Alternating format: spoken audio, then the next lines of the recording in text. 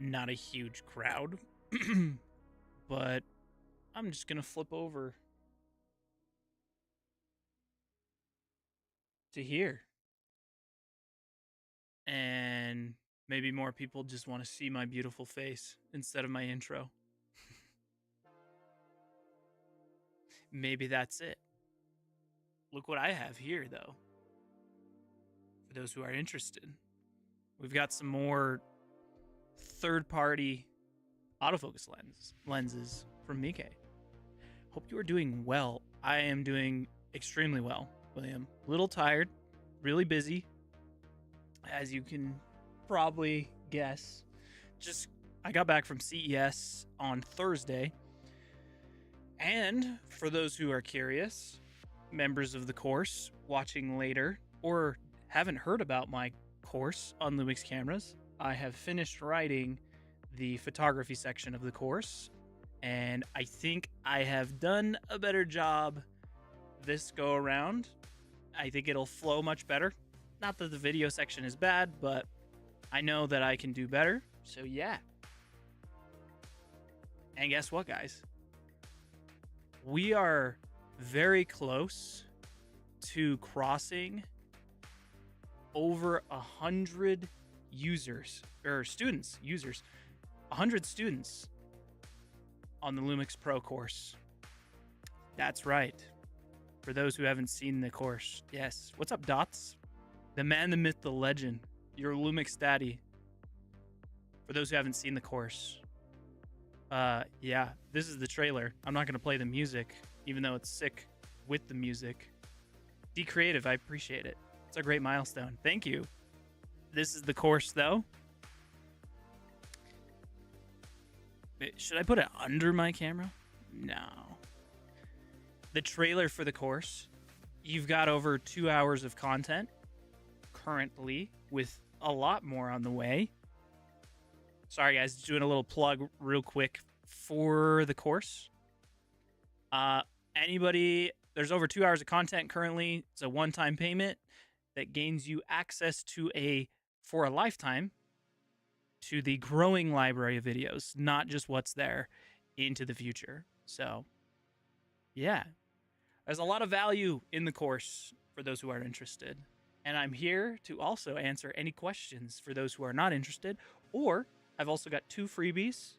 You've got my free LUT that you can download, link in the description, my photo styles cheat sheet, or if you're just not interested in the course, I actually finally have completed as well my 2 LUT packs, Filmic Essence and Artful Expressions for Lumix cameras, Vlog. There's a link to that as well. There you go. There's lots of stuff, guys. Lumix Pro course. It's a great milestone. Thank you, guys. I am very excited that we've almost crossed that in less than a month. I was not expecting to come close to cross. We're at like 80, I think, paid users. Yeah, paid students. So I think we're going to cross over 100 students by the end of the month, which is amazing. So thank you, guys. What's my favorite Lumix camera? Well, it kind of depends. So far, to be quite honest, the S9 is kind of my favorite. Well, hold on. The S1H is really my favorite. It's always going to have a special place in my heart. But the S9 is the one that I reach for most often, I find. Given, not for professional work, but when I'm shooting YouTube content, like out and about, or when I travel. I'm going to keep talking to you guys while we open these lenses as well. Hey, it's Ryan. It's nice to validate your hard work. I forget that I can click these and highlight people. It really is. It feels good to see that there's an interest at least, and to see that people want to see more. And I think we're going to have a big flood of signups as well when the photography section launches, because I think a lot of people actually don't really know what you can do on your Lumix camera when in terms of photography, and there's a lot you can do. It's very underrated as a photography camera. It's mostly known for video. So, yeah, and guys, Ryan used to be my old boss. I don't know if he wants me to say that, but I said it, so I appreciate you being here, though, Ryan. Yeah, this is kind of a surprise stream. I know that viewership will probably be lower just because I started streaming without putting it on the schedule, but just wanted to jump in and say hi and answer questions, and also open up these two boxes of lenses that Mike sent me. So yeah, Mike sent me these. There will be a review video coming soon on both of them. These are third-party L-mount lenses, budget option. So if you're new to Lumix, I actually highly recommend looking into these first, because I think this lens and the 85 millimeter as well, you can buy for like $600. That doesn't sound cheap, but that's 3 lenses with autofocus. That's a really good deal for some lenses. So I helped convince on the S5 IIX. I hope Honey didn't steal the affiliate.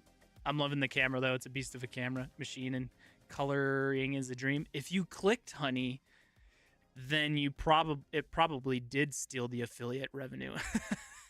It's okay. If you clicked on Honey at all, so for like coupon or anything, yeah, it definitely stole it. So I uninstalled Honey. As soon as I found out that it was doing that, I uninstalled it. So, but yeah, this is a 35 millimeter f2 and a 55 millimeter f1.8. Can't wait for the 35 review. I'm going to review them together. So the 35 and the 55. Yeah, and I was not originally with the 85, I was not expecting that they would send the other ones as well, but they ended up sending them. So we're going to have to we got to make a review video, but I'm going to put them together. I'm not going to do them separately. I don't want to waste. They'll be different than my 85 millimeter review. So, and I'll throw in some other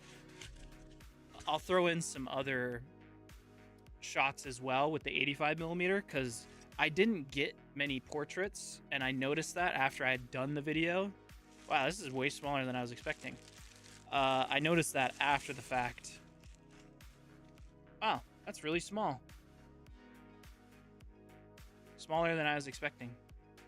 So this is the 35 millimeter f2. Cinegraph is hi from France. Hello from Utah. Appreciate you being here. Think about getting the 35 millimeter Lumix lens or the Mike, but I got that 7 Artisans. The Cine lens, nice. I have a Cine lens in 35 mil focal length that I can't talk about. It's not a Lumix lens, but you'll see a video coming soon about that one. The 7 Artisans are also pretty nice. I've only used one of them, so to me they seem a little pretty soft though, like when they're wide open. That's just me. Using the GX85 and GX850 mostly for photography. Love the Leica 12 to 60. Oh yeah, the pan Leica. Yeah. 100 to 400. Video is secondary, which is why I haven't upgraded to a GH7 or 2 full frame. Yeah, so I'm actually live streaming on the GH7. The GH7 Pro. I was completely wrong. I've said this before, and there's a video coming soon. I was completely wrong about the GH7. I'm not gonna lie. The GH7 is a beast. I love it. When you got the right lenses for it, looks like this one is weather sealed. When you got the right lenses for it, man, the image on the GH7 and just the features and everything. Yeah, I think this the 35 mil Mike is weather sealed. It's got the rubber gasket on it, or whatever it's called. Right there. Let's have a look. Saeed. Hi from Saudi Arabia. Getting people over in Saudi Arabia too. Welcome in. I appreciate you coming in. Now I've got the 35. Let's see. Let's take a look here.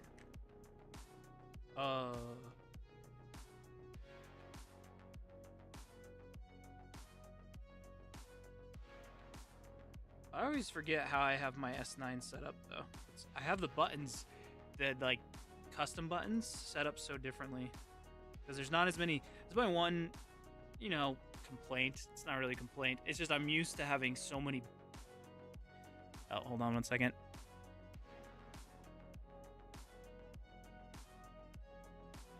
I'm used to having so many buttons on my camera itself. Sorry, just having some weird connection issues with my capture card.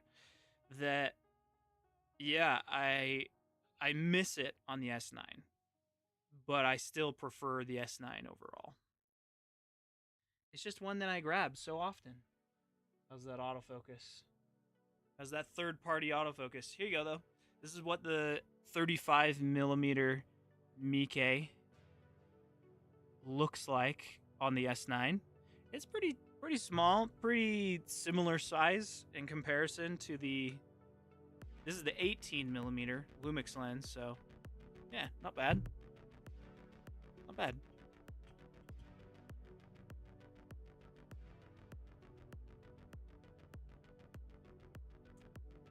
Love the weather sealing. Last BTS shot, the temperature dropped and dude just soaked everything. Last BTS shot.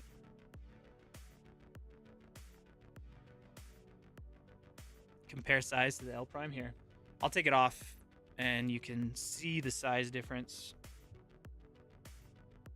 better.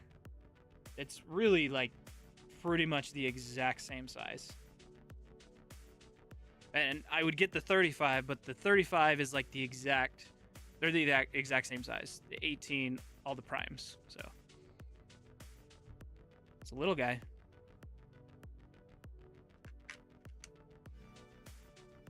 Yeah, BTS equals behind the scenes. I just don't know what behind the scenes you're referring to. Are you referring to my behind the scenes? Slightly bigger. It seems almost the exact same size. I don't know if it's slightly bigger or whatever. So new to the hobby and struggling to decide if I should go hybrid or straight photography.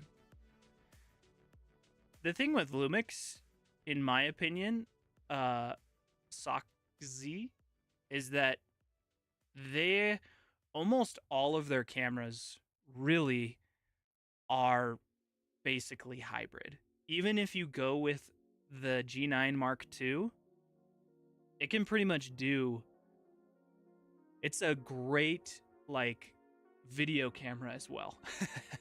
And if you go with like the GH7 or the S9 or the S5 II or even the S5 IIX, they are maybe a little bit more geared towards video, but they have all of the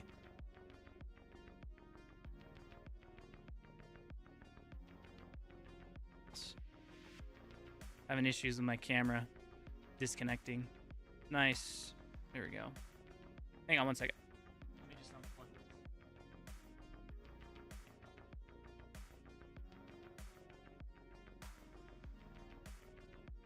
this.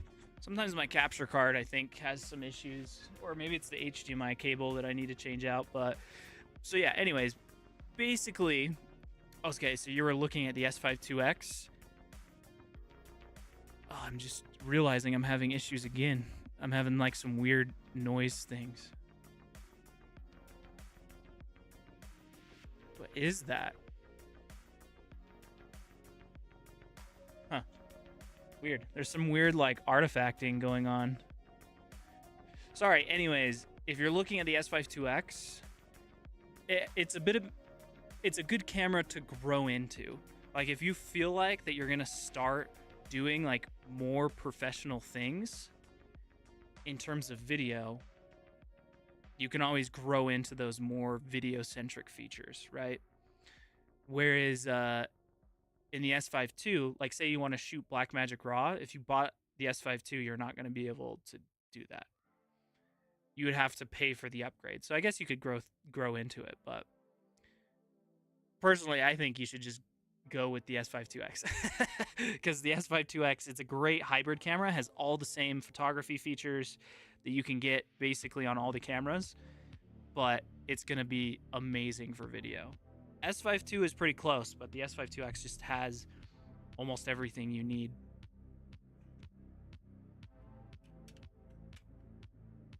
I don't know what's going on with my capture card. I don't think it's the camera.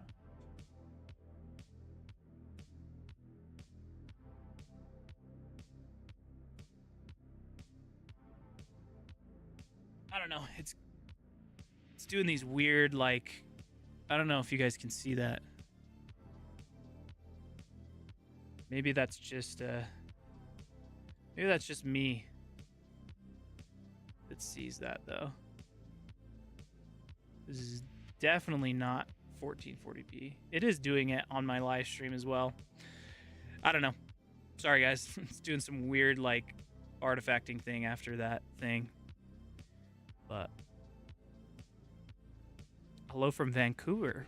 Was awesome meeting you at CES, Mark. Me and Harris. Let's see, I'm trying to think who you are, which person you are that we met. Was it at the Insta360 booth? If it was right, was it the time when we were filming? We were like right in the middle of filming. Sorry, I met not like a crazy amount of people, but when I'm in the moment, my ADHD, I'm like focused in the moment. But I appreciate you popping in my stream and saying that. It was a pleasure. What are the potential benefits over going with the Lumix Primes? The Lumix Primes are probably going to be much cleaner and sharper. Least in my first comparison, the 85mm versus the 85mm Miike. The Lumix was much cleaner, and it is weather sealed. So the autofocus was also slightly faster. You basically just can't go wrong with going first party like Lumix. However, if you don't have the budget, I don't think you can go wrong with Miike either, because they're basically half the price. So, which capture card am I using? I've got a Elgato. Hey, it stopped doing it. Weird.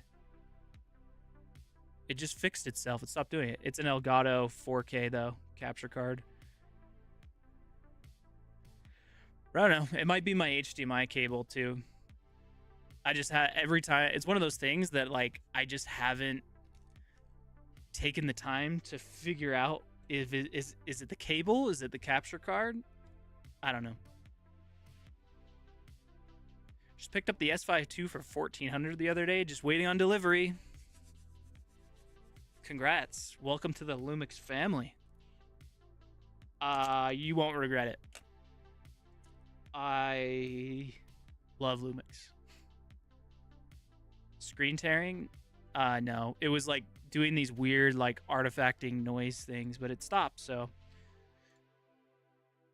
Okay, you picked up the S9. Sorry, you picked up the S9 after 1 year, waiting for it to get cheap used. That's smart. That's smart. They're really good.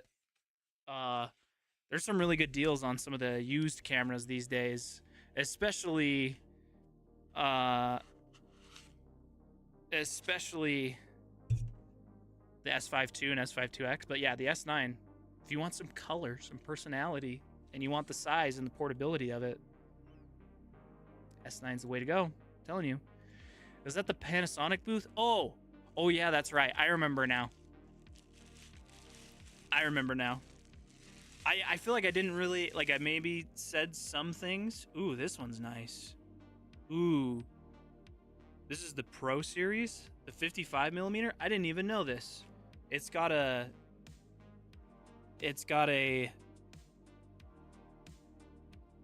clickable aperture. I didn't even know that this Pro Series came with that. That's nice. I actually really like the way that they've done this. It is a little like loose, right? Like I feel like you could accidentally like knock it out of place. Like it doesn't click and stick very extremely well, but I guess we'll see. Also looks like it's got this rubber sealing on it. Uh-oh. Camera did the same thing. Doing weird things again. 55 millimeter, man.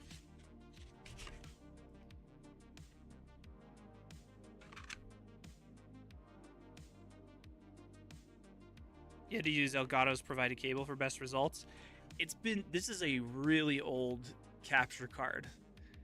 I've owned this Elgato capture card. Maybe it's just starting to crap out. I've owned it for,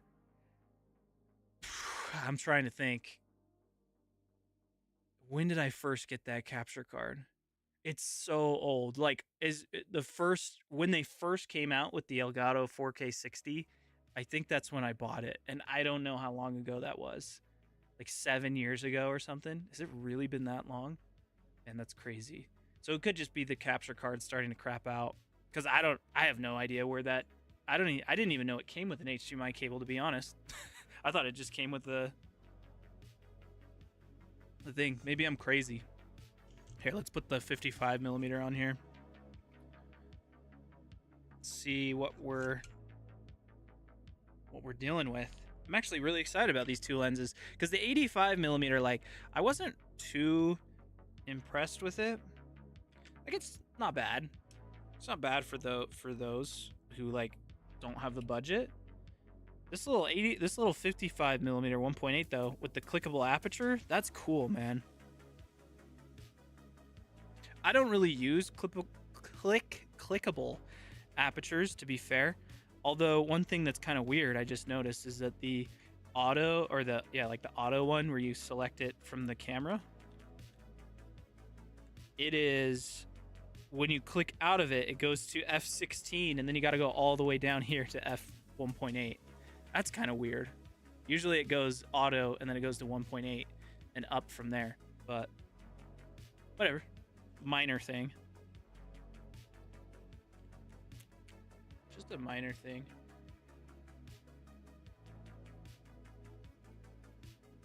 Come on. What's the minimum focus distance like? Looks like not very great minimum focus, but that's okay. Yeah. It's a cool little lens. I'm excited to do some more tests on it. And it's basically the same size, for those who are curious, as the Lumix primes. So, good budget option right here. I'm sure that it's going to be similar results, but it's interesting because I'm like, this is definitely a bump in like build quality compared to the 85 millimeter that I have. This one and this one, there is a bump in build quality. So it's kind of just interesting, the choices though. Maybe they're going to continue to make more of these lenses, like with the clickable aperture thing. I know they have a pro version of the 85 as well, but anyways. Yeah, we joked about Harris's doctor name tag. I'm pretty sure I was kind of paying attention, and then I went off and I was getting a B-roll clip of Harris like talking to you. So yeah, learned a lot from your videos. Thanks for your work you do. I appreciate it. Appreciate you watching my videos. Speaking of videos, what you guys can expect on this channel as far as like the next videos. I've got a video I did at CES talking about one of the photography settings on Lumix. Then I've got a video about a slider that I have. And then I got to make a video on a set of headsets that I have. Those are kind of the slider video and the headset video are going to be kind of my last collaboration type videos, since this course is doing so well, because I want to designate more time to the course and people who have purchased the course. But I'll still do collaborations that are directly related to Lumix, like lenses, for example. But I'm going to be doing a lot less collaborations like on sliders and headsets and stuff like that with other brands. Which headset? Here, I can grab them. Y'all's videos made me choose Lumix. You hang around me too long. I'm a good salesman. I have a sales background. But also, I just really like their cameras, so super happy with my S5 IIX. What is my cat doing? You usually don't see him in the videos. What are you doing? Yeah? Huh? You really don't see my cat in the videos anymore. So you get him in the live streams apparently. Look at him. Look at him. He wants to be pet so bad. He wants to be pet so bad. Look at him. Look at him. He's like, pet me. Pet me. Come on. Oh, he's so happy. He's purring. Anyway, sorry. Super happy with my S5 IIX, but want a tiny second camera. Yep, that's exactly what the S9 is good for. It's a... My son just dropped something. It's a tiny... Basically, it's a tiny S5 II. That's basically what it is. There's a few things missing, but there's a few things also on it that are not on the S5 II. And it's just really, really nice how portable it is. So that's... You're getting exactly that, so... Lens looks great. Can't wait for the video. Yeah, I think I'll do a bit more just talking and comparison type video, I'm thinking. So on those videos, but yeah, we'll see. Using S5 II, bought it last year after watching a number of reviews, including yours, with the 24 to 105 f4 as your main lens. Really happy with it. 24 to 105 is pretty underrated. One, it's priced really well, and it's macro at I think 105. So it's a really underrated lens. Glad you're happy with it. Out of curiosity, what are the right lenses for the GH7 to certify it as a proper camera? I can tell you there's only two. I mean, two in my opinion that are first party, and that's the 10 to 25 millimeter, which is what I'm on right now, and the 25 to 50. That's only because I think the other lenses, I think are more geared towards photography. They look fine. There's nothing wrong with them. But in terms of what I like to see out of a camera, the 10 to 25 and the 25 to 50 for the GH7, it just looks basically no different than full frame. So I was completely wrong about the S1H. I was completely wrong about the GH7 in my previous video, which I'll be making an updated video talking about why I was wrong, and also making a video about the 10 to 25. I don't even think I'm going to buy the 25 to 50 for the GH7. The GH7 has basically just become my talking head live streaming camera. I'll be using it, when it makes sense, right? In professional shoots, I'll still probably use my full frame for most. But in terms of like at home for YouTube and everything, it never overheats because of the fan. Even the experience using it over HDMI. So when I use my external monitor, it doesn't have the weird nuances on like what happens on the S5 II and the S5 IIX from using HDMI. Sorry, I got cat hair all over my hands. So that's why I prefer using the GH7 now for like all my talking head stuff. And this doesn't look like Micro Four Thirds right now. Like nobody could tell that this would be Micro Four Thirds. Even if I get close. There is bokeh in there, right? Yeah, so I'm convinced on the GH7. Sigma 24 to 70 versus Panasonic S Pro. I'm going to grab those headsets in a second. Rutherford, don't worry. The Sigma 24 to 70 II versus the Panasonic S Pro. That's a hard one. I've never used the Mark II version of the Sigma, but this is another one that I flip-flopped. I went to the S Pro 24 to 70 after using the Sigma, like the Mark I version, for years, because I personally think it has a look to it that you can't get with the Sigma. Not that the Sigma looks bad or anything. I don't know, the S Pro 24 to 70 has just like this 3D like pop effect. And it's so sharp and so good, and I bought it myself. Lumix didn't send me that lens, by the way, so that's my true opinion of it. I sold my Sigma Mark I version for the S Pro, but I don't think there's anything wrong with the Sigma 24 to 70 millimeter. I've never used the Mark II version, and it has some advantages over the S Pro as well, like the clickable aperture and stuff. So yeah, looking to upgrade me lenses for a versatile yet minimal setup, especially as I'd like to have just one prime lens for most versatile, along with my 824 to 105. What would you recommend? As a prime, I mean, it would be nice if I was in your situation. It would be nice to have a wider option. So I would probably buy the 18 millimeter prime, just because 24 is pretty wide, but when you have to switch to like 4K 60 or something like that, it's just nice to have that option to go wider. So if it were me, and the 18 is not going to be the most versatile in every scenario, right? But personally, I think it would be nice to have that wider focal length. The most versatile focal length, in my opinion, is a 35 millimeter. So if you want like just a faster lens, you feel like I don't need to go wider than 24 millimeter, then 35, you just want like a faster prime that can go to like a 1.8, I would say go with the 35. That's just me though. Okay, let me grab these headsets so I can show you guys.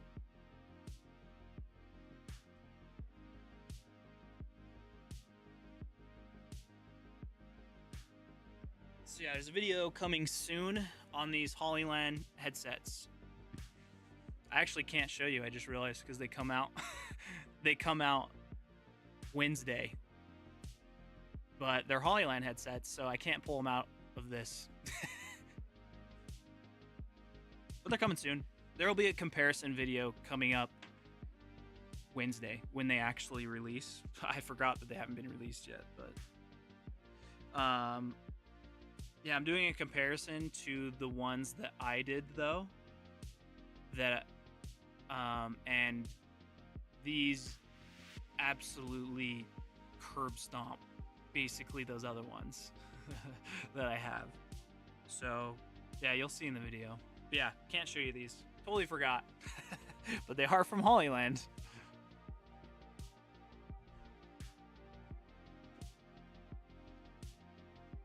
Okay. Yeah, Mark, I would say wait till Wednesday to watch the video. Was looking at Hollyland at CES. I didn't know Hollyland was at CES. I should have went and visited them. It's possible that they had them there at CES. They have similar ones that are already available like this, but yeah, the Hollyland ones, these ones are great. I actually don't know how much those ones cost, but yeah, there's a video coming Wednesday, so the color signature of the S lenses are taken into consideration in JPEG colors. Do these considerations exist in all the Alliance lenses at all, or the lens profiles only used? So in the L-mount Alliance, the big thing that they all use, and the reason why they're considered first party, is because they use the same protocols. But as far as like the color signature of the lenses and everything like that, they do not. They're gonna look different. So they don't have to follow any of that. It's just the protocols on which is like the communication with the camera. So yeah, in raw editing, yeah, I don't think there's any consideration. At least I'm pretty sure. And before light on the S9 for straight to phone is super interesting. Yes, it works well. I've used it. He's jealous since the lenses are getting all the attention. He's just really needy. I don't know where he went. He's gone now because I wasn't paying attention to him. What's my take on the Samyang 35 to 150? Especially after firmware updates, looks like a solid all-around travel lens as long as weight isn't an issue. Yeah, though, for sure. I actually own the 35 to 150.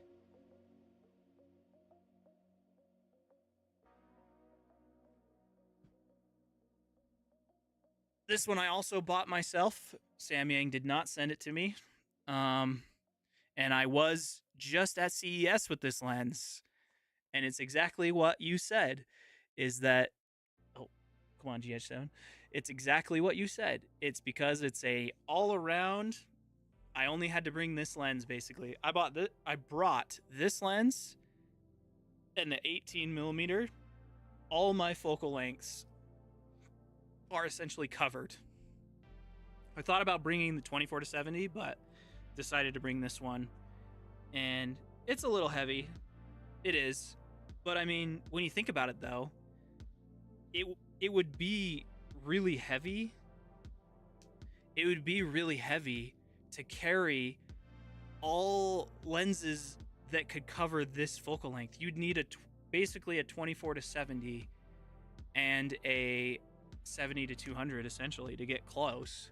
The 28 to 105 Sigma version is pretty close. You know, it gets to 105, but this goes to 150. So, I mean, you get a little bit more reach. And you also get the f2 at 35, so just kind of a different look. But, yeah. After the firmware updates, too, I've had zero issues with this lens. And a common misconception that people think is that you have to buy the dock in order to do the firmware updates. You don't. You just download the lens firmware and you put it on an SD card and you put it in your Lumix camera. Your Lumix camera can update the firmware on the lens without the dock. That is also the power of the L-Mount Alliance. So, something to think about. You don't have to buy the dock. I feel like my camera's like lagging now. Apologies. There we go. Yeah, I think my capture card's just starting to crap out. I feel like it's lagging. I don't know. Whatever. You're considering buying the Elgato prompter. I actually have the Elgato prompter right here. But I noticed that it basically only works if you capture card your Lumix into OBS. Do you recommend this? My biggest issue, really, with the Elgato prompter is that it's not very portable. You have to have it connected to a computer in order to, like, use it. I wish that there was a way that I could use it, like, plugged in, sure, but I have to plug it into a computer, right? It's possible I may try plugging it into, like, my laptop, but I use teleprompters, just so you guys know, for everything.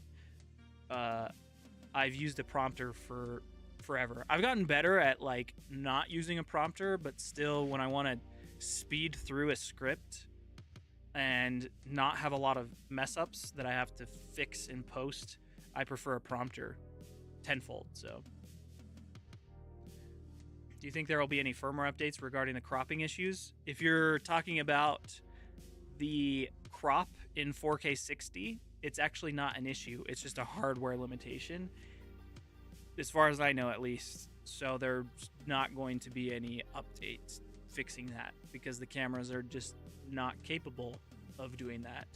They don't have the processing power to do that. So obviously it's a shotgun microphone. We're talking about the what's it called? The sound thing I was talking about. Lumix cameras are known for their video features. They're incredible. But it'd be great to see a video about some of their unique, interesting features centered toward photography as well. You know, it's funny that you said that because actually the next video that I'm talking about that I made, it's the next video that's more Lumix centric. It is going to be photography centric. And what a perfect time to make a plug for a thing that I just launched, my online course, which currently covers just the video features on Lumix. But guess what is coming very, very soon? There you go, Lumix Pro, master your camera. Guess what's coming very, very soon? The photography section of the course. Yes, earlier in the stream, I already told everybody else, but I finished the scripts for the photography section, and right now, the course, you can buy it for 30% off because I haven't finished the photography section. However, the photography section will likely be launching the first week of February. And once I get rid of the discount, the 30% discount, it's probably never coming back. The reason being is because I feel like the course is like complete when the video and photography sections are complete, but that doesn't mean I'm not going to be adding more to my course. So my plan is to also keep adding to the course, and yeah, that's why there's not going to be any more discounts after that fact. Maybe like a 10% discount every now and again, but I don't think I'll be able to afford to do that. So anyways, so yeah, if you want to learn more, check the link in the description. Looking at picking up the S5 IIX strictly because of the 6K open gate. Can you tell me what kind of file size I'm working with for 60 minutes of footage? Is it possible to do open gate at 4K? That's actually an interesting thing, Derek. On the S5 IIX, it depends. If you need to shoot at 23:9:8, there is no open gate mode in 4K. And there's not one. There's not an open gate mode at all in 4K on the S5 IIX. However, there is an open gate mode on the S9 in 4K called Open Gate MP4 Lite, but it only shoots at 29.97 per second, right? Here, I can tell you roughly though a file size for shooting at 6K open gate for about 60 minutes. I think you're about, I can actually guesstimate, I think you're about 100 gigs for about 60 minutes of open gate footage at 6K, because it is doing the H.265 or whatever. And I know that when I have a 128 gig card in there and it's formatted, it's about an hour and I think 20 minutes. So yeah, you're looking at about 100 gigs for 6K open gate. MP4 Lite is a little bit different story. Here.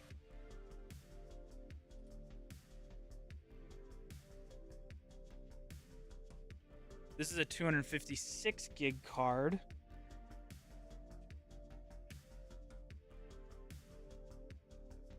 So let's see what it gives me at MP4 Lite.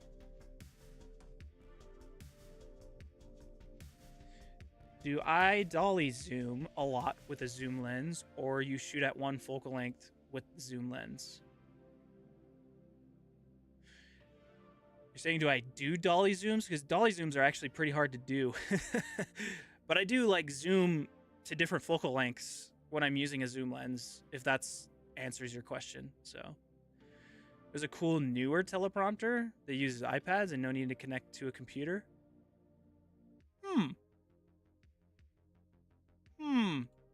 You got me interested. I'm gonna look it up. Does it connect to a phone?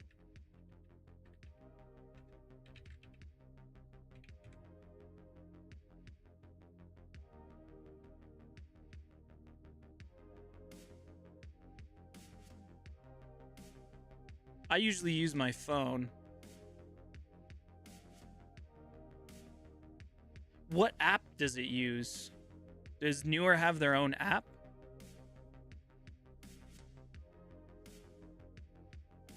Because this actually does have me interested. Because I love the Elgato prompter, I just wish it was a bit more portable.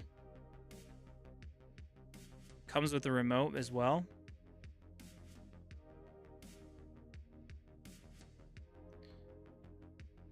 Oh, here we go. Yeah, Newer teleprompter. That is interesting. I love Elgato. Full disclosure, Elgato did send me this teleprompter because the YouTuber I work for has a tight relationship with them. But the portability on that newer one looks pretty nice, I'm not gonna lie. Sorry, I was looking at MP4 Lite. So MP4 Lite, let's see here. To answer your question, just so you know, here's the setting. MP4 Lite, and just showing you,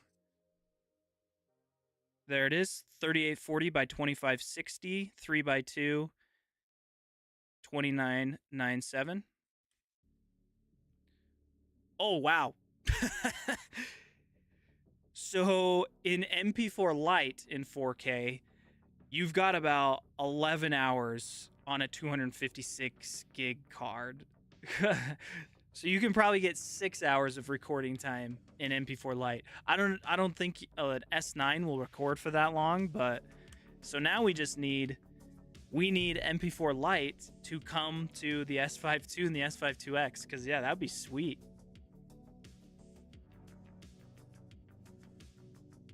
We're great to know more about your favorite gear plus desk camera setups, especially one geared towards a more budget conscious demographic. I want to do a video like that where I talk about like my YouTube process, I guess.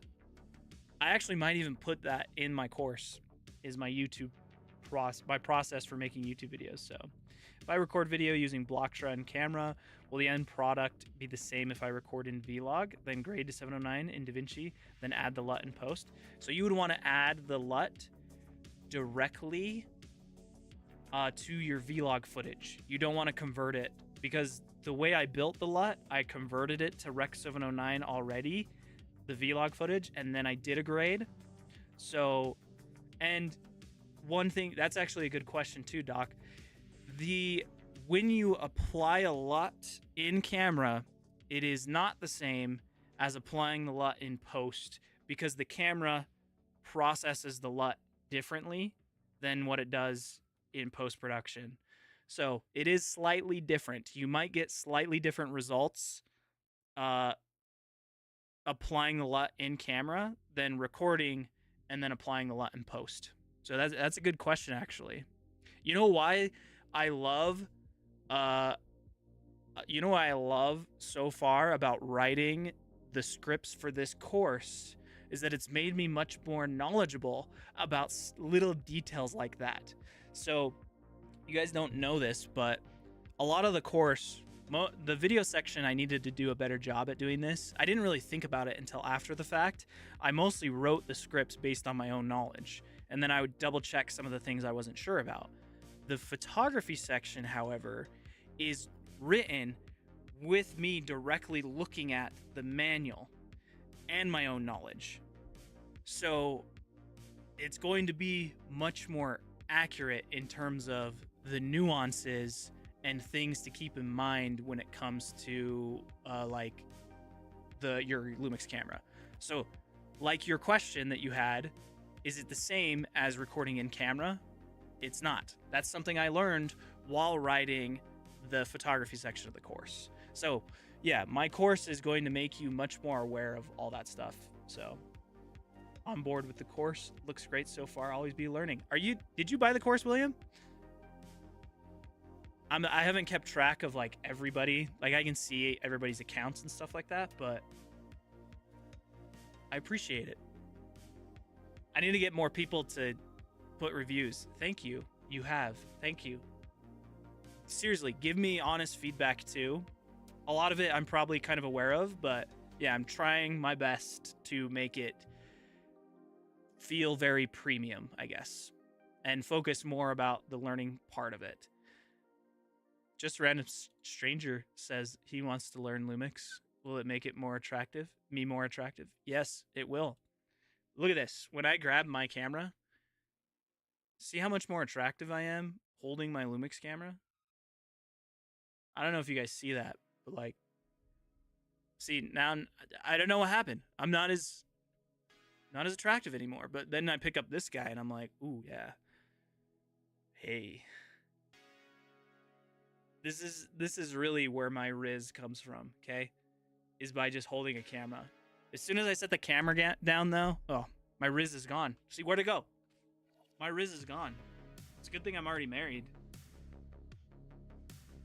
I don't have to be holding my camera 24/7 to have the riz.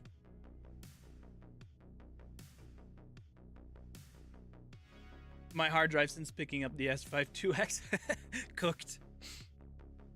Especially if you shoot in all eye, dude, that'll eat through hard badge or Blackmagic Raw. That'll eat through your hard drive. So, all things film. Also, yeah, I remember you commented. You started the Lumix course. Love it. Yo, I appreciate it. Seriously, guys, if you have feedback, let me know. I am aware that I can definitely do the video section better, But that's the great thing with the one-time purchase and lifetime access, is that once I get to the point of redoing the video section, you get that all for free. Doesn't cost you any extra. Like, I'm not gonna do a version 2. So, but I gotta get to a point. It's probably gonna be a few months before I redo the video section, because I want to get the photography section out first, and then I gotta get into like the little nuances from camera to camera, like the different things. For example, the GH7, I gotta cover things on this camera specifically, as well as the S9. There's things on the S9 that are not available on the S5 II and the S5 IIX that I will be covering as well separately. That is all included in the course. It does not cost you extra for those videos that have not been done. But I want to do those first before I redo the video section. So you can use whatever app you want. There's a few on the iPad store. I get that I can, but I want to use the newer app. If I'm using the newer prompter, you know why? Because I pay for Prompt Smart Pro or something. Where is it? Prompt Smart. What is it called? I pay for Prompt Smart Plus, and it's so expensive and stupid. So I want a cheaper version or a free version. Actually, I do use that app. By the way, I know who Just a Random Stranger is in real life, so that's why I'm yelling. It's okay to yell at somebody if you know them personally. He's not just a random person on the internet. He likes to pretend he is. But I'm going to look it up right now. Is the newer one free? Newer teleprompter app. It is free. I'm installing it right now. If it's free for me to use this, it is. It must be. If it's free for me to use this, even without using the newer teleprompter, bro, it's game over. I'm deleting Prompt Smart and saying F you to taking my money for 5 years of using this thing, because your app should not cost, I think it's like $60 a year. No, it should not be that much. Sorry, guys, going on a little rant about Prompt Smart. I think it's ridiculous what you have to pay. My PC just got really loud. Here, I'm going to turn on the fans. Okay, yeah, we're just talking about the prompt start thing. This is a good one that actually listens to your voice and auto scrolls. Is that the Prompt Smart one? Does the newer one not do that? Right, I understand that.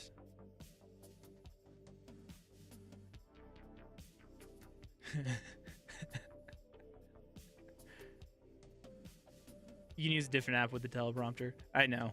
I probably need to get another teleprompter because, yeah, I just take my Elgato teleprompter and I move it over there and I just set the phone on top of it.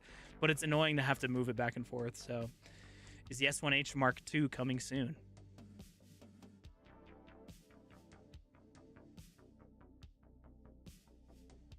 I'm just kidding. I just do that because I know that a lot of people are wanting the S1H Mark II.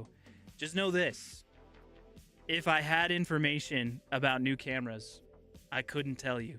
So, yeah. Do I have any recs for travel gear for just a small travel vlog?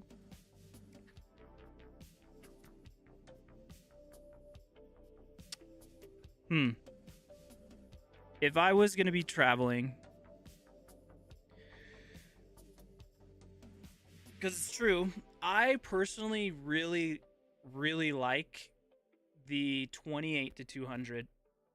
It's a really small lens, but I used it pretty much, that was like glued to my camera while I was in Japan. And yeah, the 28-200, there's so much versatility in that lens. Obviously a little slower. It's a variable f-stop lens. if you wanted to go something that's fairly small that has some versatility, the 18 to 40 millimeter Lumix lens, that's also variable. It's really small, good travel lens, and I'd pair it with the S9 or the S52X. I guess what kind of gear are you wanting as well? Like, you're talking bags or just like cameras? So, or the other option would be the Sigma 16 to 28 if you need a faster lens, better for low light. So, thoughts on the Lumix S 50mm f1.8, especially compared to newer offerings from Sigma and now even Miike? You know, I'm actually going to compare those lenses.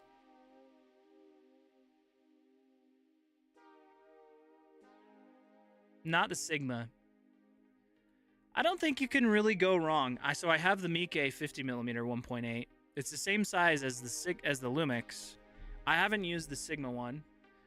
I don't think you can really go wrong. It just entirely depends on what your budget is with any of them. Just the autofocus, I'm fairly certain on the Miike is going to be slower than on Lumix or Sigma. But so, I mean, I haven't used this, but it looks decent. We just barely opened it, so. Would you pick up a VND filter over a VND matte box? 100% yes. I have a variable ND matte box. I don't use it that often. It is really nice, but I prefer a VND filter. And it's just because of my style of shooting. I'm very run and gun, and I like smaller setups. A matte box tends to like get in the way a lot, but it doesn't mean that I don't use it. I use it every now and again. We used it on a big shoot I did with Lumix, so yeah. Doing a lot of traveling this year, so being the S52X is a great hybrid option. Do you feel it's too heavy of a carry versus the S9, but a better bang for your buck option? 100%. I mean, I've traveled, you know, it's funny. For a long time, I mean, this is the S52, but it's the same size as the S52X. For a long time, I thought this camera was small. But then the S9 came out, and I was like, what? It can get even smaller? I don't think it's really that big to travel with. Really, the part that gets big is the lenses. The lenses are what gets big on full frame. But I think the S52X really is a better bang for your buck. The S9 is great, but the S52X, there's just so much more packed into it. Even though it's a little bit more expensive, there's so much more packed into it. So the newer one doesn't listen to me, so I would need the remote. I'm honestly okay with that, though, as long as it works well. So PC got heated about, yeah, I know. My PC is on the same side as me when it comes to Prompt Smart. I do not think that app should cost that much. It's so expensive. So do I actually use the Blackmagic Video Assist? Yes, I do. I would use the Blackmagic Video Assist. I love Blackmagic Raw. It looks incredible. Only thing is, it's annoying to have to use the S52X paired with the Blackmagic Video Assist. I've used it on 4 different occasions. Sometimes I still debate, should I just use my Blackmagic Video Assist for my talking head things? It does take up a lot of video space, but I usually delete my video, like my A-roll, once I finish a video, because I don't need the A-roll portions of me talking. But anyways, yeah, like when I'm at my desk talking, I think all of my my course videos, I'm going to be actually shooting in B-Raw, just because it looks that much better. I love Blackmagic Raw, and I do use my Blackmagic Video Assist, but it is annoying to use. Hopefully that helps. Recording in camera to SSD versus recording through OBS from capture card. Thoughts, better or worse? I would probably capture in camera if it were me. That's just me though. But like, if it's quicker for you, like, if you set up your bitrate and everything in to be pretty high in OBS, you're probably not going to see that big of a difference. And if it's quicker for you, for your workflow, like for example, I'm using this microphone. It's not plugged into my camera. It's plugged into my computer. If I wanted this audio and my video, I'd probably just record it in OBS because it would be faster to do that than for me to record and then like sync them together afterwards. And then I got to deal with different files. Yeah. It's all just about what your workflow is. Okay, bag, strap, monopod. I don't like monopods. The bag that I really like is the Peter McKinnon camera bag. It's sitting right here. This is the bag I like. There's two versions you can get. This is the smaller version though, and it's anytime I'm traveling, this is the one I grab. I personally also like having a backpack because every now and again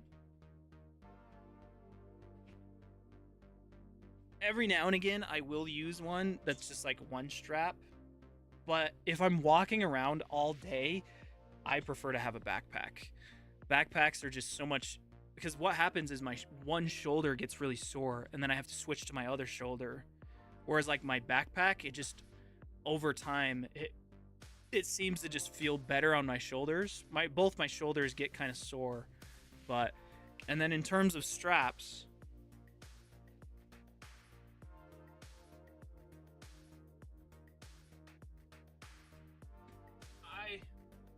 I really like the Falcom strap with these little magnetic thingies right here. I made a video about the whole Falcom system. Yeah, I really like these.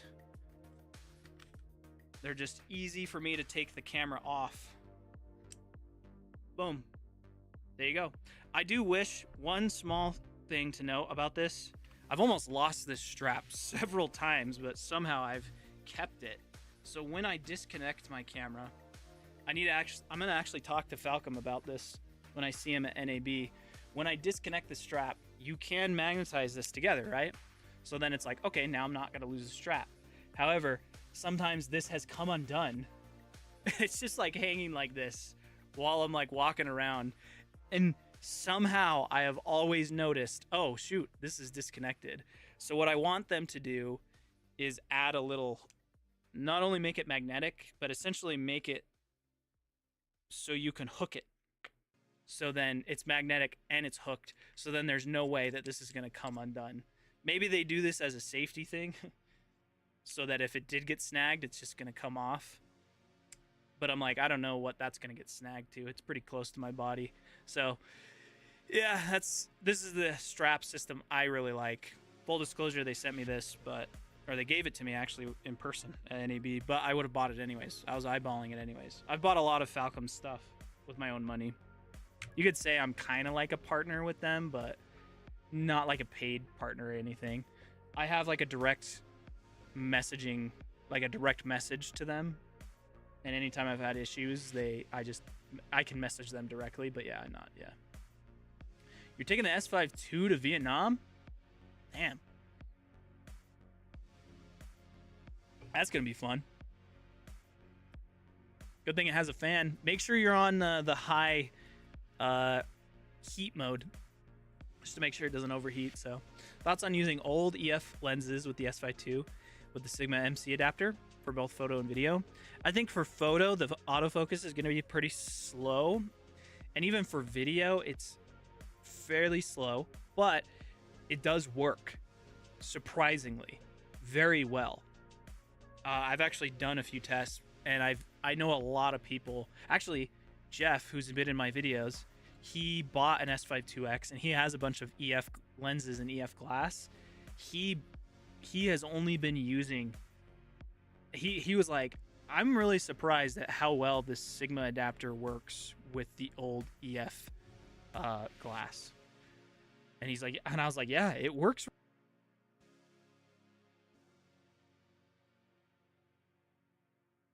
I lost my mouse. There we go.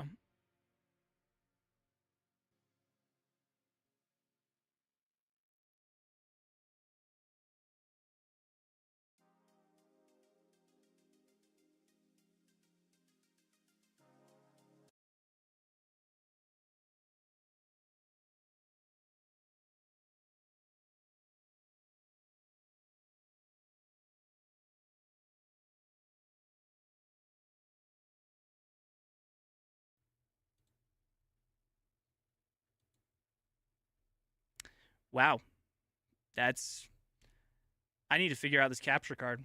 Probably gonna have to look into another option because yeah, this capture card is taking a dump. But yeah, using the EF glass is great.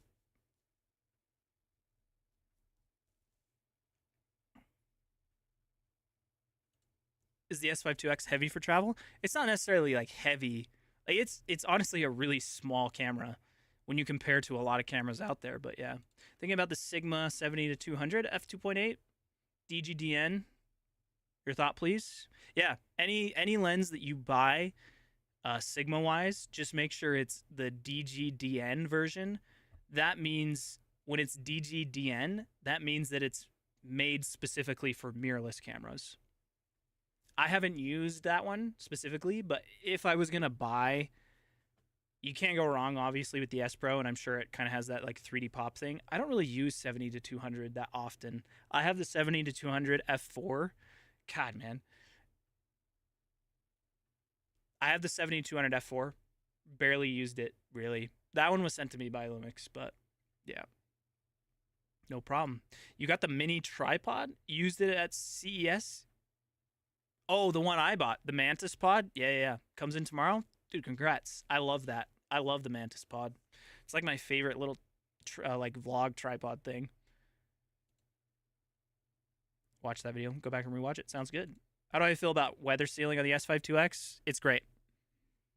Just make sure the ports, like these things, are closed. I saw a video. It's actually pretty crazy. I saw a video of how Lumix tests their cameras and lenses for weather sealing. They'll put it on this little like turntable with just like water, like simulating rain, right? Just coming down on it. And yeah, it's awesome. Weather sealing's awesome. Just don't take the camera near salt water. Don't let it get wet from salt water. That will ruin the camera. Sure, this will be covered in your photography course, but I hear a lot of YouTube photographers swear by shutter priority or aperture priority. Why does no one really recommend intelligent auto? I think it's because intelligent auto is literally automatic for everything. And sometimes it can do things that you don't like, you don't want it to do. I think it's because the photographers, they swear by shutter priority or aperture priority because a lot of the times they want their aperture to not change and they don't want to worry about it. They want a certain, like, what's the word, focal depth or background blur. They want a certain background blur, and they don't mind changing like the white balance, or they'll use auto white balance. So that's why they'll do aperture priority. Or same thing goes with shutter priority. They don't really care too much about their aperture changing, but they really don't want their motion blur to be a certain, motion blur. So that's why they'll go with shutter priority. To be fair, so I'm doing the photography section of the course. I am not really a photographer myself. So I will be doing a good job on covering the settings and the general consensus around it on why you should use certain things. But that type of question, probably a photographer would be better at answering than me, just to be fair. But I think that's why they don't use intelligent auto, because it's like too much auto, right? Recommendations for telephoto. Looking for telephoto zoom option to pair with the 24, like the Sigma 100 to 400, or any options? Appreciate your advice. You know what lens I really want, telephoto lens I really want to buy for Sigma? I don't. You really can't go wrong with the Sigma 100 to 400, but the Sigma 60 to 600, I really want that lens. It's that's a insane focal range. Even though I know it's kind of slow. Let's see, what is the focal Sigma?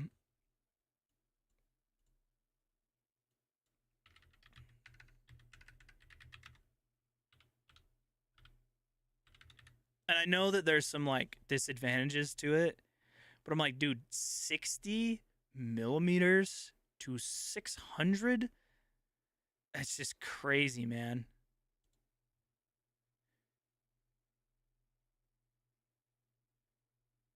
It's a 10 times zoom. Let's see. I forgot what I was looking up about this lens. Oh. Okay, so yeah, it's an f4.5 to f6.3. That's really not bad. That's not bad for a 10 times zoom lens. That's crazy, dude. I think it's worth considering the 60 to 600. That's just me though.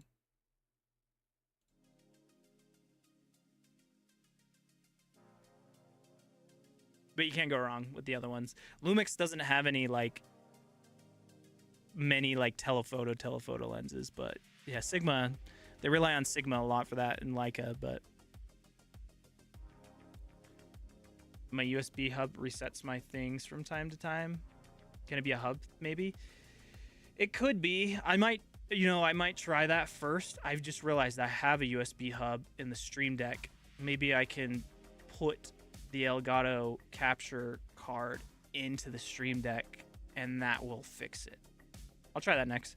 I wish I had the S5 IIX had an intelligent hot shoe like Sony, so I don't have to use a mic cable dangling on the side. So technically it does actually.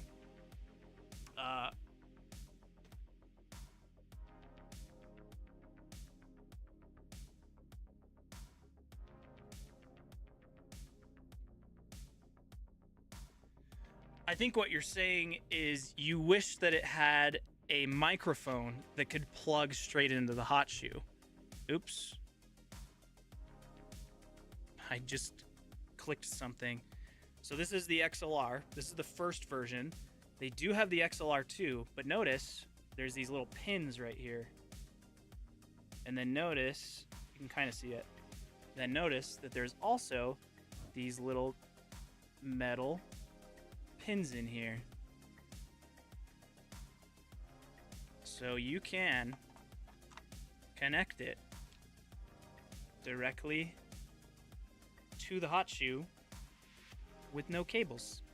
So now I could plug in a microphone. And the XLR2, Lumix's new XLR2, doesn't just have XLRs. There also is an aux input. So you could put a microphone. I totally get, though.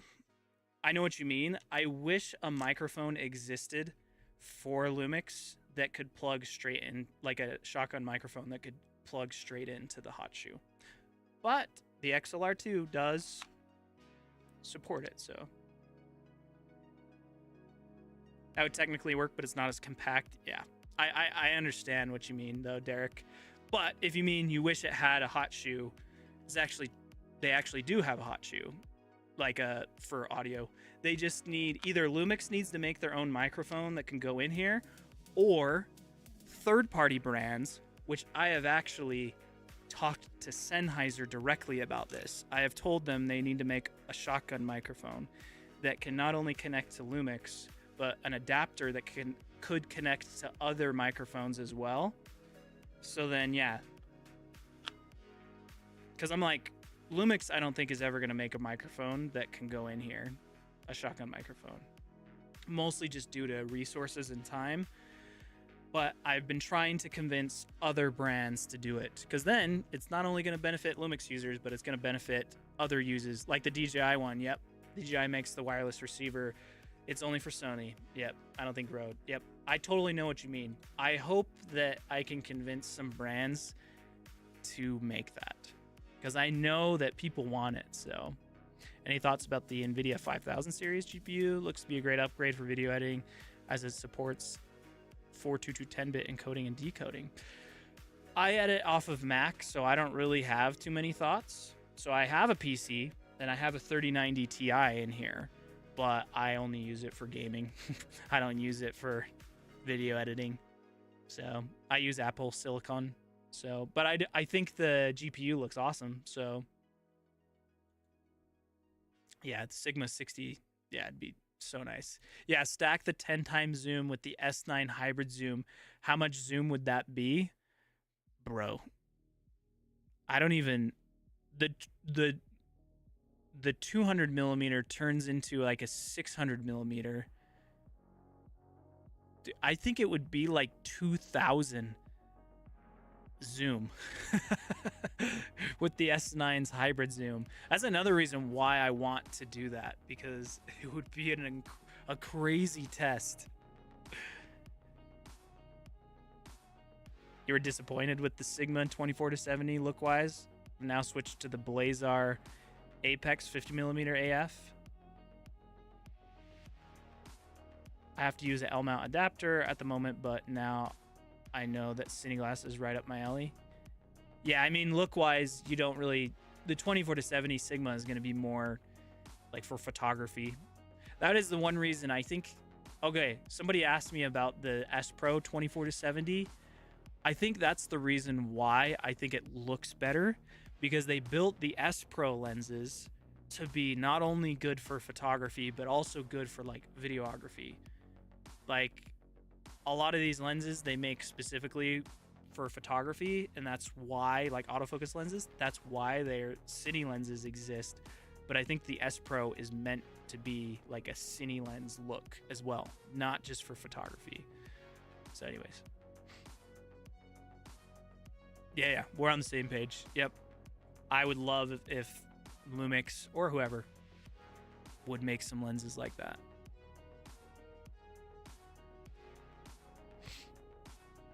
I've used these during interviews with the XLR, so not to drag a cord around. Yeah. Plug-in wireless system. Oh, so you could do a wireless. You could do a wireless one. I told Lumix, I think they're gonna try and send me a sample. They've been pretty limited, so I bought the XLR1 myself, but I think they said they were gonna try and send me the XLR2, because the big advantage with the XLR2 is that you've got the microphone input. And if you own the GH7, you can do 32-bit float internally, even if you use an external mic. So that's another reason why me likey the GH7, and it's basically becoming my main talking head camera. Because yeah, it's gonna be so helpful for 32-bit float raw or whatever, 32-bit float, and the HDMI thing. Yeah. Anyways, what mic do you recommend for the S5? Just the regular S5, like the first version? Oh, the Sennheiser shotgun mic.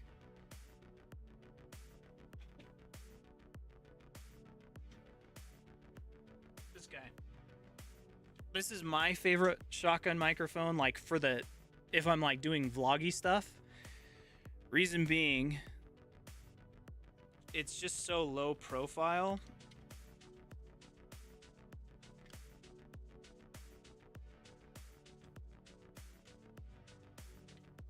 It sounds really good. So this is the Sennheiser MKE 400, I think, but it's just so much lower profile than like a lot of it. So this isn't the microphone. This is like a windscreen type thing that you see on some microphones. You can't remove this, but the shock mount is built inside of this. So that's why there's no like external shock mount. This is my favorite little microphone for like vloggy stuff. when it comes to shooting my YouTube stuff, I have a Deity. I don't know what Deity microphone it is, but I have a Deity shotgun mic, and I just think it makes my voice sound a lot better. So I prefer using an XLR plug-in shotgun microphone for my talking head stuff. I just think it looks better. It sounds a lot better. So yeah, the zoom test, yeah, would make an insane video. It's on my list. It's on my list of videos to do. I have kind of a video idea for it, but yeah. It would go from 600 to 1800. That would be wild. Yeah, that would be crazy. Just notice these beats, they're filed. Is this Stream Beats? Yeah, this is Stream Beats. This is the Midnight album. I use Stream Beats for live streams because, yeah, I ain't about to get any copyright. Yeah, if you guys want copyright-free music to play in your streams, a little plug for Stream Beats. Harris would be so proud of me. Check out Stream Beats on Spotify. So, you like the Deity Duo mic with front and back facing mics for vloggy stuff? I've seen that thing. It looks interesting. Only 157. Was that the MKE? Yeah, MKE 400. It used to be more expensive than that. That's crazy. 157. I'm pretty sure I paid like $250 for mine way back in the day. So, what does my post-production workflow look like? This is actually a video that is coming to my course. I'll tell you though, it's fair. It depends, I guess, is the best way to put it. Because a lot of people, in my opinion, overcomplicate it, right? For most of my stuff, I'll shoot in vlog. Like, so for example, for YouTube stuff, it's completely different for YouTube stuff than it is for like a client video. For YouTube stuff, usually I just do a Rec 709 conversion, apply a LUT that I think looks good in that environment, or I'll use one of my LUTs. Another plug for you guys. So if you look in the description, there's a link that'll take you to a pack of 40 LUTs, like a bundle pack of 40 vlog LUTs. Those are brand new, by the way. If you buy the course, it's included in the course. So, but there's over 40 vlog LUTs. So I'll use one of my LUTs, get me to a good starting point, and then I might try and do some creative things like using the color warper or maybe a qualifier, whatever, right? I don't really maybe increase some contrast, adjust some levels, add some sharpness, or like texture, add some mist effects, or the film look creator in DaVinci Resolve. Because, yeah, I kind of just like dirty up the image and make it look nice. Sometimes I do that, sometimes I don't. It just depends on the video. That's about it, though. If I'm doing a more corporate-y thing or like a professional type shoot, it depends on the shoot, too. If I can be a bit more creative, I might get a bit more creative and use like power windows, which that's just like a tracking window, and highlight certain things. Maybe add in some like gradient stuff. I don't know. Like it really just depends how much work I want to put into it. But 90% of the time, I just try to do it very quickly. So Rec 709 conversion, or I use one of my new LUTs, apply it there, get kind of a cool grade using a different LUT, apply like film look creator, add some grain. Maybe I don't add like, yeah, I just try to make it look good very quickly. This is a video I am going to release in my course, by the way. I have not. I'm trying to get that video done as well before the end of the month. There's 2 videos I want to add to the course before the photography section launches. That is my vlog workflow and just kind of explaining some of the different tools I use to get like a creative, cool look. And in DaVinci Resolve, not Premiere. Sorry, Premiere users. The second video is a workflow in DaVinci Resolve for anamorphic footage, de-squeezing anamorphic. So that's coming soon, all you course owners. I may make a video on YouTube as well, so don't worry. But I'm going to prioritize the course first. Sorry, guys. Any tips for data management, especially if I don't want to store locally because Apple charges like, yeah, crazy. Can't afford a NAS at the moment and like working using SSDs. Yeah, not really anything besides using SSDs. And yeah, now I use a NAS and I can't go back. I can't go back to the NAS to not using a NAS now. So, what would you say is the hard part of recording the course videos? The hard part, writing the scripts hasn't really been that bad. Filming the talking head, also not bad because I've already got all the scripts written. So I literally just record one section, stop recording, do the next section, start recording. Pretty much record all those at the same time. The hard part is getting all the B-roll to put in there. That's the part that takes the longest. So, because yeah, I had written the scripts, recorded the talking head of the video section way back in like September, August. I was trying to launch the course in like October. And then the last 2 weeks of the year, I pretty much locked myself down here. Not really, but pretty much locked myself down here to finish all of the B-roll I needed to add. Like, so I edited all of the talking heads parts. I went through each section and I marked, okay, I need B-roll of that, need B-roll of that, need B-roll of that, need B-roll of that. And then I brought my laptop over with me onto my desk while I recorded, over onto my table. While I was recording, I would just play the video in the background and I would get B-roll. I couldn't get everything just sitting right over here. So then at the very end, after I went through every single video, I would also write down what else I needed to get that I couldn't get downstairs here in my basement. So then I went out and recorded the B-roll, and I even need to do a better job on some of that in the video section. So yeah, then I went outside and recorded stuff that I needed to get while recording that as well. And then this is something that people don't even really think about when it comes to the course as well. I also had to create the website for the course. So there's a lot of little details. I'm just going to show you guys actually. You guys are going to see my OBS. I just wanted to make sure. Yep. So I also had to create this website. Now there is it was templated, right? But I had to write in all this text. I had to change all these. I put in this timer thing. Even these little things, like the ticket, I created this asset, all that stuff. Same with these. I found these film roll things online. And speaking of the LUTs, here's how much they're priced. 37, they're 27 if you buy them separately. 37 together, that's I think it's $19 off if you buy them together. So I probably wouldn't even buy them separately. By the way, if you buy these and you don't like them, you want a refund, just let me know and I'll refund you. No questions asked. I'm not gonna scam you guys and be sorry, no refunds. No, you get a refund. If you don't like them within 7 days or something after using them on some things, you don't like them, ask for a refund. If it's a year later, I don't know about that. Same with this though. I created this photo styles cheat sheet. This is completely free for anybody who wants to download it.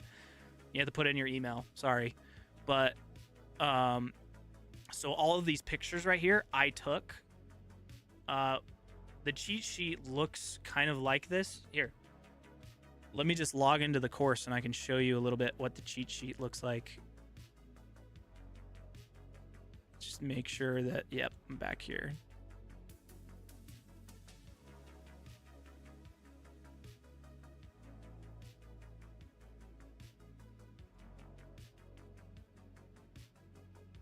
Courses.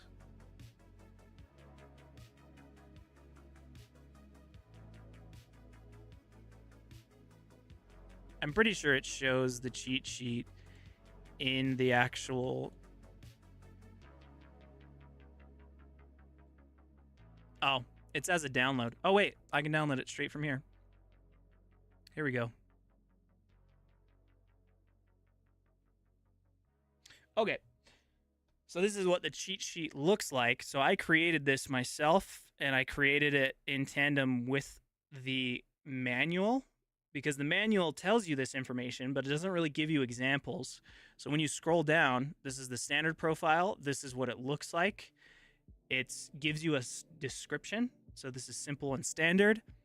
And then the native ISO values for when you're shooting video. So it's 100 or 640 ISO. So let's scroll down. You can see that the colors do change slightly between these two. This is the vivid. You can see that it gets more vivid, basically. You can see the background is a little more orange. You see these colors here. But it describes it as well. Produces a more vivid quality with higher saturation and contrast. Let me go to one that's kind of not like this one. I didn't even know like what L Classic Neo was for, right? And you can see how much different it is compared to natural. But the point of it is to produce a film-like effect that has a nostalgic, soft coloring. So yeah, this, even I learned this while I was creating this like cheat sheet guide. So anyways, I created this. That's another thing that's free for you guys in the course, or you can download it for free too, just if you don't want access, or if you don't think the course is for you or anything. So anyways, that was a long-winded answer, but something to think about when it comes to creating your own course, or if you guys were thinking about this. Some other thing I will show you as well. I'm not trying to annoy you guys, right? But I mean, I'm running a business, so I'm going to try to get conversions on people that download any of the free assets. It's just the way it is, right? But another thing here, let me log into a different site actually.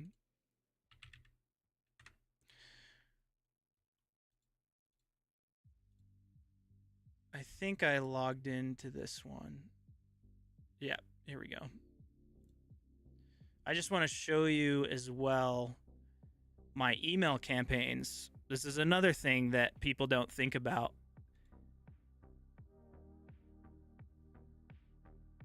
So here's an example of one of the emails that I created. This is my old email list.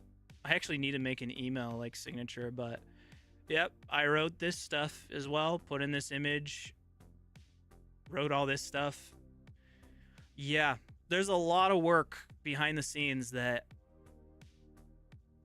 not only like creating the course, but just running a business / the site as well that people don't really think about. So yeah. Wait, what? It's not my birthday. Yo, Cam, thank you for the $10. Why you coming in dropping $10? I don't need your money, but I really appreciate it. Thank you. I feel bad because now I'm like, you're giving me these $10 super chats. I came into your chat and I didn't give you anything. But you should become an affiliate for my course, because that will, and you should shill my course because that'll make up for any donations I don't give you.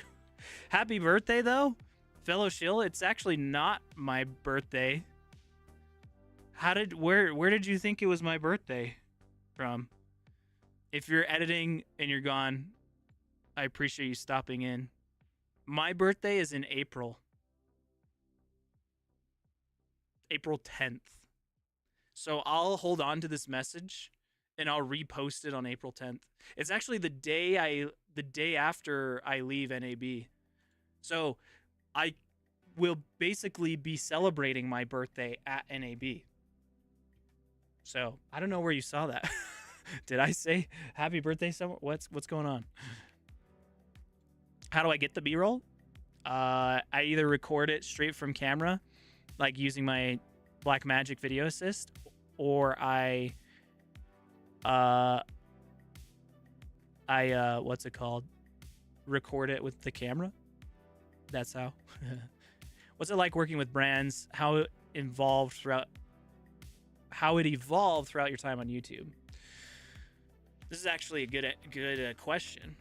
This is something that I want to do as well in the course later, and I may sell this separately. I'm gonna be honest, because it's not directly related to like Lumix.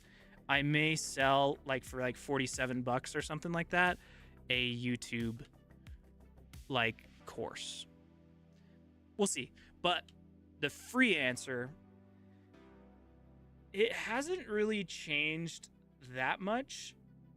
So I've been getting brands wanting me to do like gear collaborations for a long time. Basically since I had like 2,000, 2,500 subscribers. However, the quality, like the brands that I really want to work with, has changed, become more common, I guess, as my channel has grown. So, and it hasn't really changed that much, I guess, is the best way I can do it. However, the offerings and my leverage on has changed though. So brands still want you to just basically make a free video about their product. I get stuff like that all the time. Probably like 3 to 5 emails a day. Most of them I just delete because I'm not interested at all. There are ones that I am interested, however, like Mike. This is a good example. They want just a review video in exchange. So here's how I approach working with brands right now. If the product they're sending me is something that is, more expensive. So yeah, like these two lenses cost like $300 to $500 if you buy them separately. And I'm like, that's a pretty fair trade for me to just make a video, right? So I don't always ask for like it to be paid. Plus, sometimes when it's paid, it can make it harder to make a video that you want to make, because what happens when it's paid is then it's got to be approved. They will also have talking points. You've got a little less creative freedom when it's paid. Plus, it makes it basically just a commercial, right? However, that's not the case with all brands, right? Hey, Koba. This is my Koba dog. My Koba dog, huh?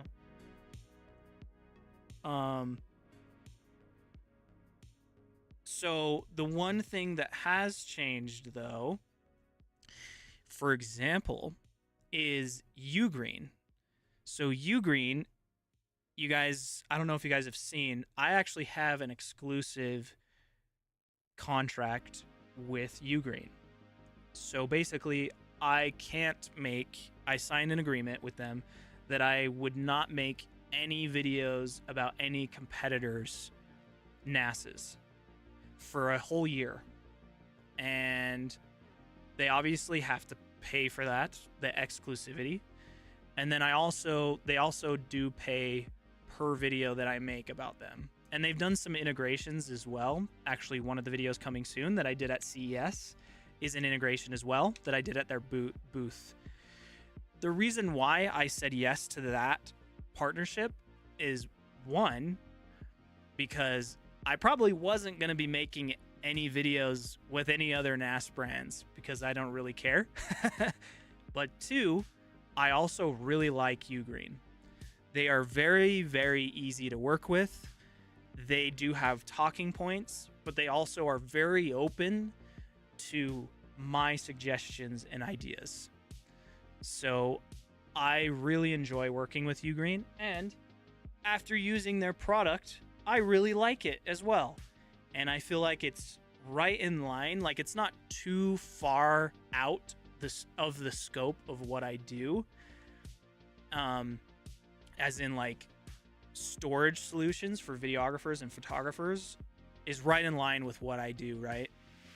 So I think that's why they're a great sponsor for the channel. And that's why I said yes. In regards to my partnership partnership with Lumix. Lumix, so I basically have signed non-disclosures with them that are good for a certain number of years, actually. So essentially, I can have conversations with Lumix freely about, like, in person and everything like that, about upcoming gear, whatever, right? Anything in the future, and it covers me for that. Usually, what happens when something new is coming, they reach out to me within a couple weeks of whatever that product is that's launching. They give me a briefing, they send out the product. They don't ask for a video, though, at all. There is obviously kind of like a, we hope you make a video, and it makes sense for them to send me stuff because I'm going to make a video anyways. So, and a lot of their stuff too, if they announced it and didn't send it to me, I would buy it anyways.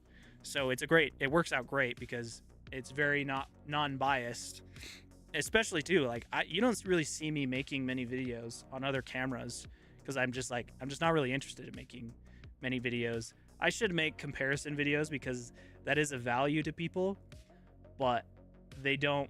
I'm just like, I don't really want to do comparison videos on cameras. They also do really well views wise, but it just kind of goes to show like how much I love Lumix because I only want to make videos about Lumix and I only want to make videos about that. Anyways, as far as like the collaboration with Polyland, this is a good example too. So this headsets, I did sign basically an agreement about not talking about them before release, but also the agreement, this is something I watch out for anytime I'm signing anything, is to make sure that they basically have no say in like my personal opinion of the product. Because some brands, they do try to control the narrative. A good example is a recent brand that I don't really want to work with now anymore. I'm just going to say it, is a Comica. I did not love my experience working with Comica. And that was just a collaboration. It was not, I didn't sign anything. So, but if you watch that video, I was pretty honest about the product and how I felt. And yeah, they wanted me to take down the video. But I said, nope, that's not a part of the agreement at all. To me, they just acted pretty immature, which is, this isn't, I'm not trying to like start drama with a brand or anything. And I think that they have great products. And I don't think that that shotgun mic was bad. There's even people in the comments that disagreed with me and they thought the shotgun mic was great. But for what I tested it in, it didn't work very well for me. And I think it could be improved upon. And I just think that my opinion and my experience with that product should be out there on YouTube for people to watch and be aware of. But yeah, they thought I was focusing too much on the negative. And I was like, I said a lot of positive things. And maybe one reason I'm focusing more on this negative portion is because I felt like it wasn't touched on very well with other videos that I watched. And so that was the first time I've worked with a brand or done a collaboration where I didn't love my collaboration with them. So we'll see, but I don't, because of the way that they acted, I don't know if I really want to work with them anymore on any more collaborations. However, I don't really want to do collaborations anyways. So anyways, this is a long-winded question, or one long-winded answer when it comes to working with brands, but I think it's valuable information that I don't really talk about much. Now that I have my course, it only makes sense for me to only do a gear collaboration if it's paid, because I think it's me promoting my course is going to make me more than doing a gear collaboration, unless or doing any kind of paid, or yeah, then doing a gear collaboration, because yeah, I essentially now have a sponsor for every single video now, without even, that's my own brand essentially, and it's right in line with what I do, which is teaching people about Lumix. So that's why I'm like, it doesn't really make sense for me to make a video about Polyland's like headphones, right? Or it doesn't really make sense for me to do a video about some shotgun microphones or whatever, right? It makes, if there's a cool enough piece of gear that comes out, I will likely do that. But yeah, I'm trying to think of anything else though. Usually there's just some brands are working with brands are, it hasn't evolved that much, besides that there's just times where I have to sign something now and there's some negotiation, right? Some brands there's not, like Mike was honestly really great to work with. I loved, one thing I have to give credit to for Mike is that a lot of times, this is what a lot of people don't do as well, but this is something I try to do. I am not perfect, but there was a problem with the 85mm lens. When I changed to 48 frames per second on my Lumix camera, it would change the lens to like an f1.0, and I couldn't change the aperture, and then it would say invalid lens attached. So one thing that I do is, if I encounter a problem, I will reach out to the brand and let them know what's happening, because I don't want to post the video if it's something that they can fix before, or if I'm doing something wrong. I don't like to be one that, like, I'm not perfect. It happens all the time, but I don't like to be the one that does like I say something bad, quote unquote bad about a product, or I just get some information wrong when I should have just reached out to the brand to correct it. So a collaboration like with Hollyland, they are going to see the video beforehand, but it literally said in the briefing that I have to be honest in the review, right?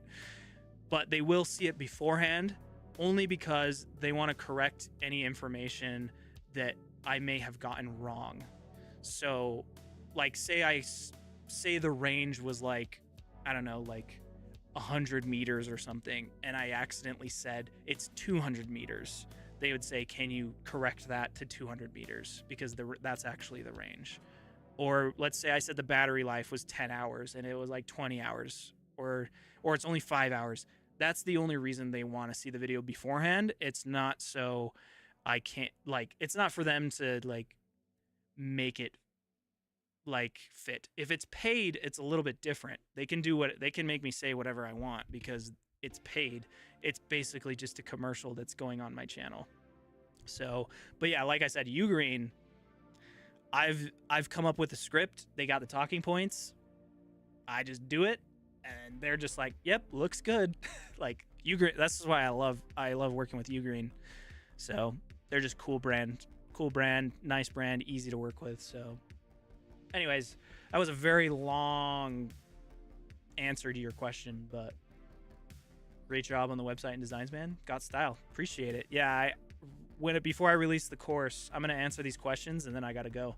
But when I was creating the course and the website, I think when you come up with like branding and stuff like that I like, the course ticket and like that type of stuff, I think that it makes it feel much more premium when you have all that stuff. Doesn't seem like my course is just like a cash grab because there's like branding behind it, right? And I didn't want it to feel that way either, because it's not. I'm in it for the long run with this course. So this course platform, it's my product. It's now my brand. There's a lot riding on me delivering, right? And for you guys to continue trusting me by delivering what I said I would deliver with my course, right? So, did I visit? Yeah, I was at CES. Any news from Lumix? Nothing new. So hopefully we got something. Maybe towards like NAB time. That's my hope. Yeah, it's not my birthday. My birthday's in April. So, are you currently looking for OPRN? That looked like porn for a second. Misspelled porn. OPRN to any assistance in building and managing your course. Just went through the page. It's great, and would love to drop an email about it. Not currently. I have too much on my mind,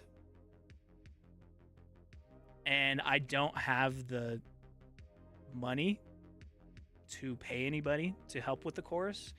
But also, like, I have a good idea on like what I want to do and what needs to be improved, and I will improve upon it based on feedback from the community. But I appreciate it. If there's any suggestions, I'm happy to take suggestions in my chat, or you can email me.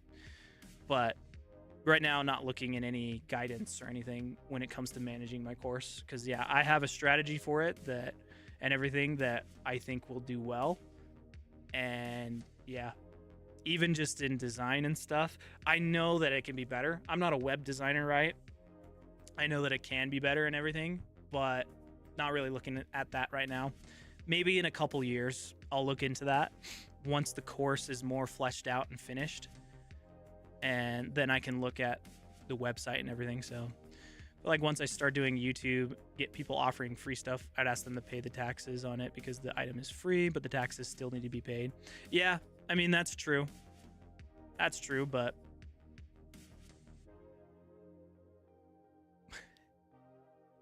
who's gonna know? What? How are they gonna know? Yeah, that is true. I guess it depends on the state that you're in. Thanks for being so transparent about it. All the information. As someone with just a single brand experience about to start my YouTube journey, it's great to learn from creators like you. Yeah, just know that I think the biggest thing is people. This was how I was in different YouTube like journeys that I had before I did the Lumix thing.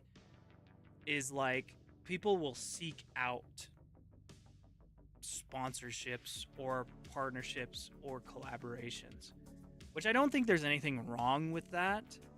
There are times when there has been a piece of gear I've been interested in and I have reached out to the brand, but like 95% of any of my partnerships, and also I think that partnerships that happen organically, or if a brand really wants to work with you, they're just going to reach out to you. So the best way to get partnerships and collaborations is to just keep doing exactly what you're doing. Focus on what is important for you, and don't get too distracted once you start getting a lot of emails, because yeah, I've gotten distracted with a lot of gear collaborations, mostly because I feel like it's easy to say yes to a collaboration because, hey, there's a video I can do and I don't have to think about too hard. But I've lost sight of that over the past like year or two, and I don't want to just be known as like a gear review channel.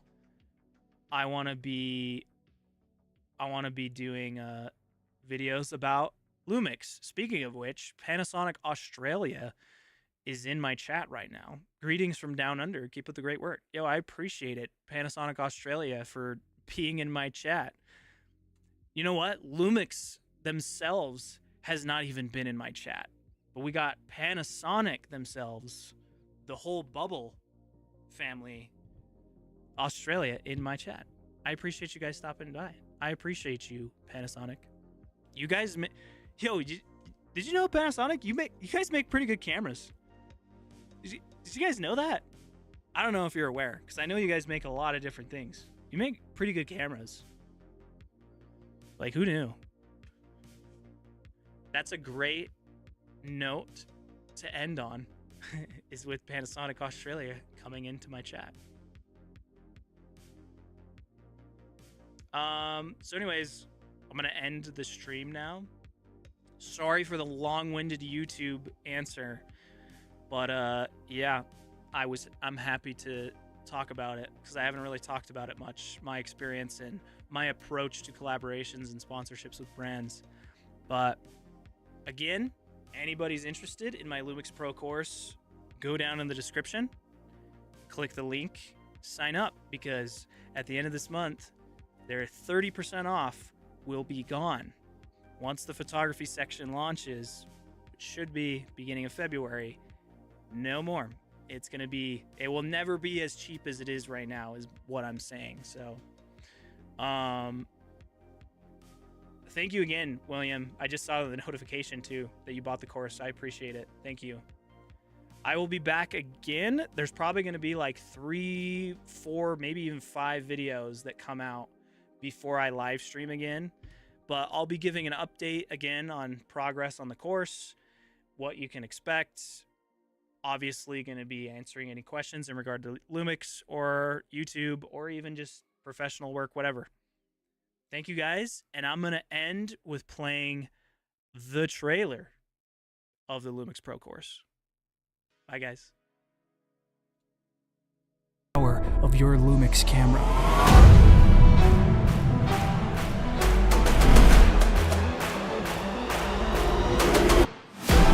Introducing Lumix Pro. From mastering every setting to creating with ease, this course is the key to technical confidence for any project and any job. It's the start of your mastery. One payment gains you lifetime access to a growing library of tutorials, digital downloads, sample footage, private live streams, and more. Don't just own Lumix. Become a pro with it.